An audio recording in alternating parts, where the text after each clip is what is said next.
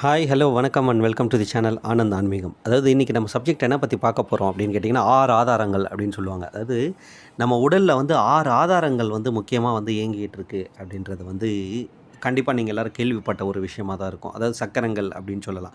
அதாவது இதில் பார்த்துக்கிட்டிங்கன்னா மூலாதாரம், சுவாதிஷ்டானம், மணிப்பூரகம், அநாகத்தம், விசுத்தி, ஆக்னை, சகஸ்ரரம் அப்படின்ற ஒரு 7 தலங்களை கிட்டத்தட்ட சொல்லுவாங்க. இது வந்து இந்த 6 ஆதாரங்கள் முக்கியமாக ஏன் சொல்கிறேன், 7வது நான் சொல்லலை அப்படின்றதும் அதில் ஒரு மறைபொருள் இருக்குங்க. அதாவது மூலாதாரம் அப்படின்றது வந்து சிகப்பு நிறமாகவும் மண்ணை குறிக்கிற விஷயமாகவும் சொல்லப்படுதுங்க. அடுத்தது வந்து பார்த்திங்கன்னா சுவாதிஷ்டானம் அப்படின்றது பார்த்துக்கிட்டிங்கன்னா ஆரஞ்சு நிறத்தை குறிக்கிறதாகவும் நீர் அப்படின்ற ஒரு விஷயத்தை வந்து குறிக்கிறதாகவும் இருக்குது. மணிப்பூரகம் அப்படின்றது வந்து தங்க நிறம் இருக்கு இல்லையா, தங்க நிறத்தையும் நம்ம உடலில் இருக்க நெருப்பையும் குறிக்கிற விஷயமா இருக்குது. அடுத்தது பார்த்திங்கன்னா அநாகத்தம்ன்றது வந்து பச்சை நிறத்தையும் காற்றையும் குறிக்கிற ஒரு விஷயமா இருக்குது. அடுத்தது வந்து விசுத்தி அப்படின்னு சொல்லுவாங்க, விசுத்தா அப்படின்னு கூட சொல்லலாம்.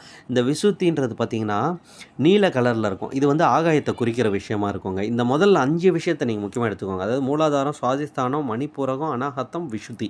இந்த 5ம் சார்ந்து தான் ஒரு மனிதனுடைய உடல் இயக்கமும் இந்த உலக வாழ்க்கையும் இருக்குது. என்னன்னு கேட்டுக்கிட்டிங்கன்னா நிலம், நீர், நெருப்பு, காற்று, ஆகாயம் அப்படின்றது இந்த 5 தளத்தோட முடியுதுங்க. 6வது பார்த்துக்கிட்டிங்கன்னா ஆக்னை அப்படின்றது. ஆக்னைன்றது வந்து வெள்ளை நிறமானது. இதுதான் ஓம் அப்படின்னு சொல்கிறோம். அதாவது அகாரம், உகாரம், மகாரம் அப்படின்னு சொல்கிற ஒரு விஷயமா இருக்கலாம். இல்லை அண்டபிண்ட ரகசியம்னு சொல்லுவோம். அதாவது ஆக்னைன்றது வந்து நெற்றி பொட்டுன்னு சொல்லுவோம் இல்லையா. பொதுவாக நம்ம எந்த ஒரு விஷயத்தையும் மறந்துட்டா கூட டக்குன்னு நமக்கு ஞாபகம் வரணும்னா நம்ம பொதுவாக பாருங்கள், நம்மளை அறியாமலே எல்லாருமே டக்குன்னு இந்த 2 புருவத்துக்கு நடுவில் தான் கை வச்சு யோசிப்போம். ஏன்னு கேட்டுக்கிட்டிங்கன்னா அங்கே தான் ஆக்னைன்ற ஸ்தலம் இருக்குங்க. ஸோ இங்கே தான் வந்து ஆன்மா சம்மந்தப்பட்ட நிறைய விஷயங்கள் இருக்குது. பொதுவாக இமயமலை அப்படின்றத நம்ம எல்லோரும் கேள்விப்பட்டிருப்போம். அதாவது ஆன்மீகத்தில் இமயமலைக்கு போகணும், இமயத்துக்கு போகணும் அப்படின்னு சொல்லுவாங்க. இன்றைக்கி யாருக்கும் தெரியாத ஒரு சின்ன ரகசியத்தை நான் உங்களுக்கு சொல்கிறேன். அதாவது இமயம் அப்படின்னா என்னன்னு கேட்டிங்கன்னா இரு மையம்ங்க. அதாவது இரு மையம்னா 2 இமை இருக்கு இல்லையா, இதுதான் இரு மையம். இரு மையத்துக்கும் நடுவில் இருக்க இடம் தான் பார்த்துக்கிட்டிங்கன்னா இமயம் அப்படின்னு சொல்லப்படுற விஷயம்.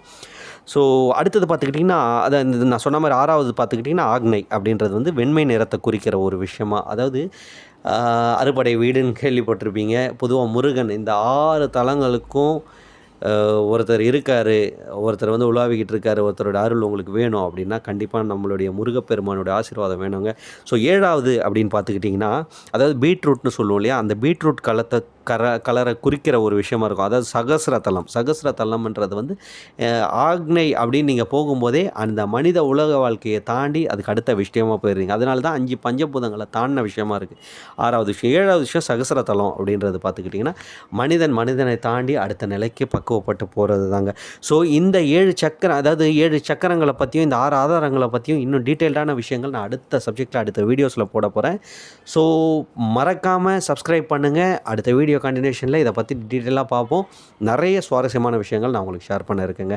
அண்ட் இப்போ இன்றைக்கி நான் சொன்ன விஷயம் கண்டிப்பாக உங்கள் எல்லாருக்குமே ரொம்ப ஒரு இன்ஃபர்மேட்டிவாக இருந்திருக்கும் அப்படின்னு நான் நம்புகிறேன் ஆணித்தனமாக. And thank you everyone. நன்றி.